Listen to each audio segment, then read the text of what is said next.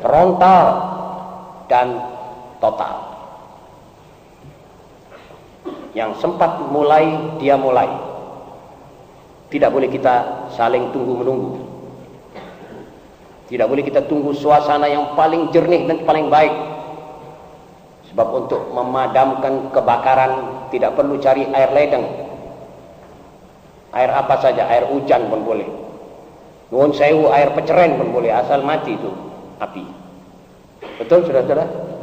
Kalau nunggu air pet, kalau ada, kalau tidak, apa kita mesti biarkan kebakaran berjalan, berkobar-kobar? Tentu tidak. Marilah kita sekarang mulai menginjak berbicara tentang maudhu yang ada di dalam diktat yang ke-18 ini. Judulnya, bagaimana menyelamatkan generasi muda dewasa ini. Setiap zaman ada pengaruhnya. Tiap zaman godaannya lain daripada zaman sebelum zaman ini. Semua kita ini masih hidup. Saya yang kira-kira 15 hari lagi sudah mencapai umur 60 tahun. Saya hidup di dalam zaman muda saya tidak seperti begini. Jadi pengobatan zaman saya tidak pengobatan zaman ini. Terapinya lain. Penyakit akhlak di zaman sekarang perlu pengobatan lebih intensif dan lebih betul-betul teliti. Jadi pemuda zaman sekarang ini cara perbaikannya adalah sebagai berikut. Pertama-tama vaksinasi mereka dengan pokok-pokok dan moralnya agama Islam. Jadi divaksinir. Vaksinir itu kalau bahasa kita seperti cacar. Cacar itu baksil yang dimasukkan di sini di badan kita supaya nanti kalau ada baksil cacar betul mau menyerang, ada dari dalam sudah ada daya tahan. Jadi dikeroyok itu. Jadi baksil cacar berkelahi sama baksil cacar tidak mempan gangguannya, atau kalau dia menang pun menangnya itu tidak parah. Itu namanya vaksinasi. Jadi ini pemuda sekarang tugas kita yang paling pertama memvaksinir dia dengan agama, dengan akhlaknya agama. Jadi ini akhlaknya agama, yaitu perilaku Nabi Muhammad SAW. Itulah akhlaknya agama. Dan itulah yang paling sempurna. Sudah tidak akan ada lebih sempurna dari manusia itu. Apalagi setelah jelas Allah menyuruh kita meneladani beliau. Laqad kana lakum fi Rasulillah uswatun hasanah liman kana yarjullaha wal yawmal akhir. Sudah jelas. Manusia itulah yang kita. Jadi akhlaknya Islam itu harus kita masukkan di dalam pemuda kita sejak umurnya 3 tahun. Jadi masih belum dikatakan remaja. Ini masih anak kecil lah. Apa itu akhlaknya? Misalnya dermawan.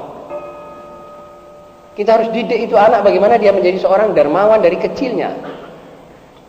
Jadi kalau umur 3 tahun sudah bisa bercanda, bisa bermain, itu kita bilang ini ada orang di muka pintu itu berkebutuhan. Ini uang kasih ke dia. Dia ambil ini 10 perak atau 25 perak, diberikannya kepada si miskin. Anak itu menjadi tukang pos. Itu didikan. Sekarang ada orang datang, ayahnya sedang makan. Jangan sampai ayah keliru mengatakan pada anak, katakan ayah tidak ada. Itu mendidik anak sebaliknya dari akhlak Islam.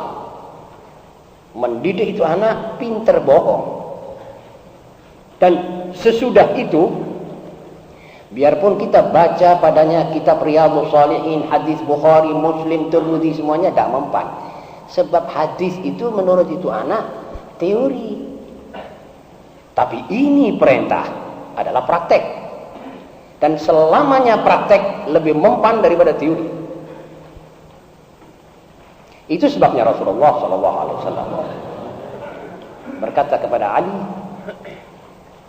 Ali, nasihatilah dirimu, baru engkau nasihati orang lain. Jadi praktekkan dulu. Ya sekuat-kuatnya, kita bisa juga salah, tetapi yang jelas kita harus niat praktek apa yang kita akan kemukakan ini. Jadi kalau ada teman-temannya datang, jangan membiasakan itu anak benci pada teman-teman. Ajaklah, ajak teman-temanmu itu masuk, ajak dia main di dalam. Ajar dia bagaimana berkerukunan.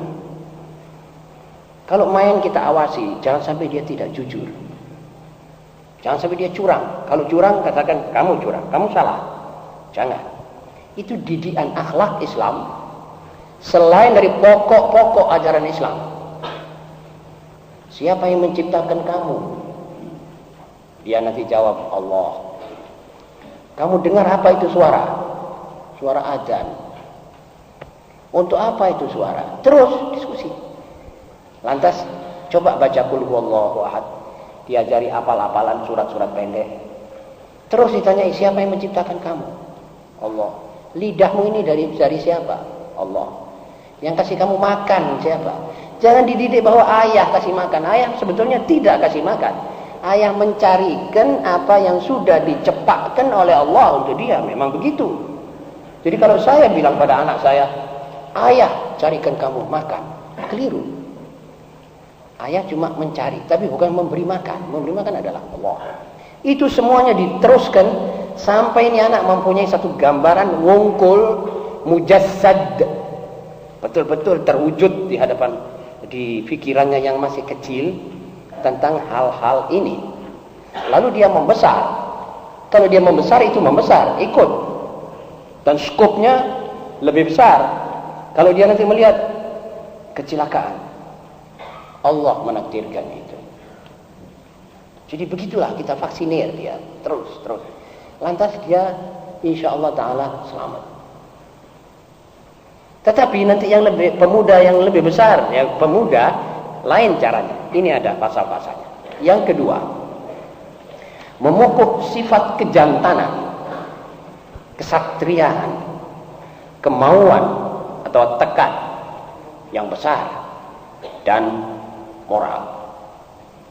Jadi kita mesti memupuk sifat-sifat kejantanan. Jangan dia umpamanya salah terus dia melarikan diri. Didiklah dia. Kamu salah. Kamu jangan melarikan diri. Kamu bilang saya salah dan saya minta maaf. Enggak apa-apa. Biasakan bahwa kalau kamu salah, kamu harus mohon maaf. Pertama kepada Allah. Kedua kepada temanmu yang kamu cederai dan kamu salahi. Itu jantan. Dan kalau diambil apa-apanya oleh orang dan disalahi orang itu minta maaf, katakan padanya, kalau kamu dimintai maaf oleh orang, nah, jangan kamu tolak. Kamu harus katakan, ya saya maafkan kamu. Jadi belajar, diajar bagaimana dia minta maaf apabila keliru, tetapi dia juga tidak kikir untuk memberi maaf apabila dia dimintai maaf. Itu kesatria.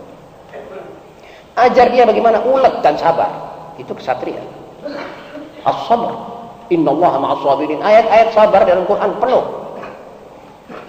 Bukan di sini tempat kita baca ayat-ayatnya, tetapi saudara-saudara nanti bisa kembali menelaah sendiri. Sabar. As-sidq. Kata-kata yang betul. Ada kaca pecah. Siapa yang mecahkan ini? Kulo, Pak. Betul, Pak. Jangan dimarahi. Barang sudah pecah. Kita harus lebih pintar melihat ini bahwa ini sudah ditakdirkan oleh Allah. Ajalnya kocok itu sampai di sini. Mau apa lagi? Kita pukul itu anak sampai mati pun ini kaca tidak akan butuh kembali. Tetapi kalau kita dengar itu anak bilang, kulo, Pak, saya, Pak, yang mecahkan kaca itu. Barakallahu fiik. Lain kali hati-hati. Sudah. Itu obat. Itu didikan. Kalau kita tunjukkan muka yang garang, dia bilang, bukan saya yang mecahkan. Saya punya itu kakak saya. Kakak bilang, duduk aku. Ya deh. Itu akhirnya terjadi dialog palsu. Ini bukan kesatria ini. Ini bukan kesatria karena dia itu belajar menipu atau belajar menutupi barang yang hak. Nanti sampai besar ini anak kerjanya gitu.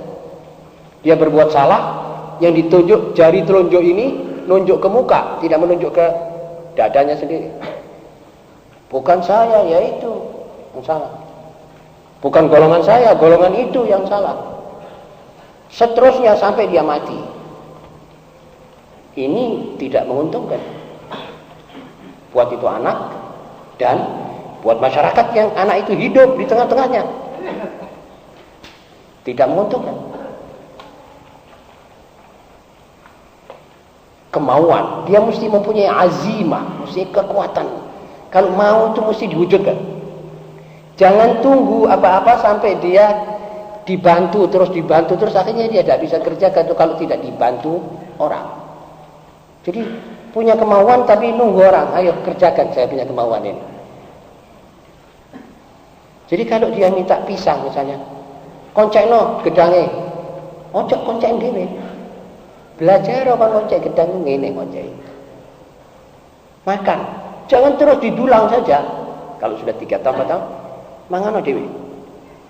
Kepingin karo sendok atau tangan, ajar terus sampai dia bisa makan sendiri, dulang sendiri. Ayo cuci tanganmu, itu cuciin sendiri.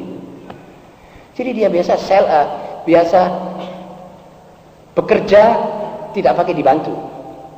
Itu nanti kalau dia besar, kalau dia menjadi muda, dia tidak mau minta ulangan nanti. Kene tak contoh nih. Dia tidak mau payah. Ini matematika nih mau tak garap ya. Garap lagi. Kok kan tak persen ini. Yang pintar nanti yang diperseni itu dapat persen, dapat pintar dia.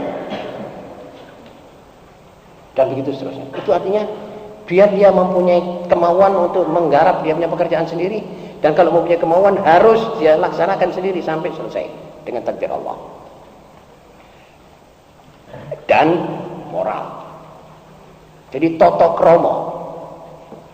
Kamu tadi apa sih kerjamu kok rame-rame? Kan ibumu tadi tidur, jangan rame-rame. Kamu harus tidur bersama atau kamu tenang. Begitulah seterusnya. Akhlak itu kalau liwat di muka orang tua. Kalau minum kok